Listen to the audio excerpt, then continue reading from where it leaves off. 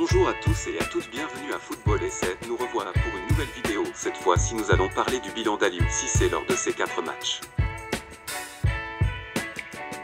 N'hésitez pas de vous abonner et de liker la vidéo si elle plaît et d'activer la cloche de notification pour plus rater aucune de nos prochaines vidéos. On commence. Tout d'abord, je tenais à féliciter Aliou Cissé. On aura beau dire ou écrire, mais il a rempli sa première mission, qui était de qualifier le Sénégal pour la prochaine Coupe d'Afrique. Il l'a fait au bout de 4 matchs.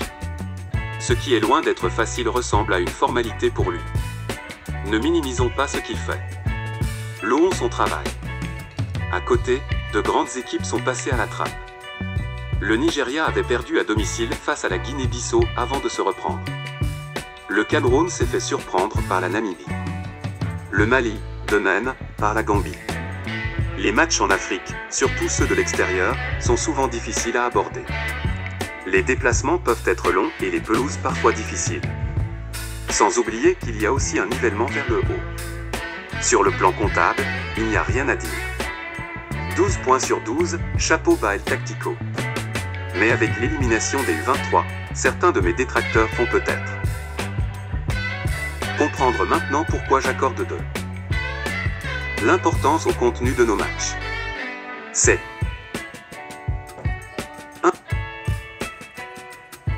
important d'aller au-delà des résultats bruts. On doit essayer de s'améliorer. C'est pour éviter de grosses surprises. Qu'on le dise ou pas, le Sénégal sera très attendu en Côte d'Ivoire. On est à moins d'un an de la prochaine Coupe d'Afrique. Défendre son titre n'est jamais évident ces dernières années. Il vaut mieux qu'on essaie de se projeter. D'autant qu'on a des cadres vieillissants. Encore une fois, rien ne nous garantit qu'ils continueront d'être performants. Des Sénégalais en veulent à Aliou Cissé après la déroute des U23. Parce qu'il a peu ou pas utilisé certains jeunes. Je pensais qu'il en avait fini avec des joueurs qu'il convoque sans les faire jouer. Ça peut décourager ou créer de la frustration. Je ne comprends pas qu'il appelle des latéraux de métier pour ne pas les faire jouer. À la place, il a choisi des défenseurs axiaux, même s'ils sont polyvalents. On s'est retrouvé avec une ligne de 4 centraux. Ce qui est assez inédit. Quel message envoie-t-il à ses joueurs? En plus, Moussa Niakhaté revenait d'une longue blessure. Il manquait de rythme.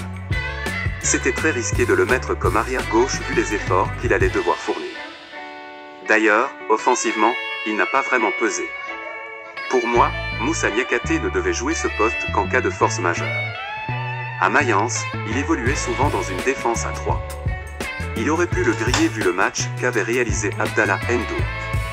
Il n'aurait pas pu échapper à la comparaison. Sadio Mané, qui aime prendre l'intérieur, adore les latéraux qui se projettent et qui prennent le couloir. Ce que n'a pas pu vraiment.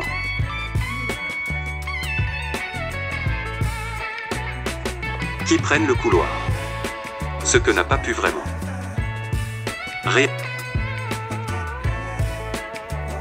Réaliser le joueur de Nottingham Forest. Je vais terminer par 2 choses. Je sais qu'il apprécie beaucoup Idrissa Gana Gueye. Moi de même.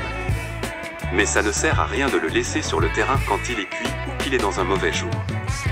Ce n'est pas lui rendre service. Et il risque de s'attirer les foudres des Sénégalais. Simon Iliman Ndiaye est souvent carbonisé avant les fins de match. Ne serait-il pas mieux dans l'axe, près de Sadio Mané? Les deux sont un vrai régal.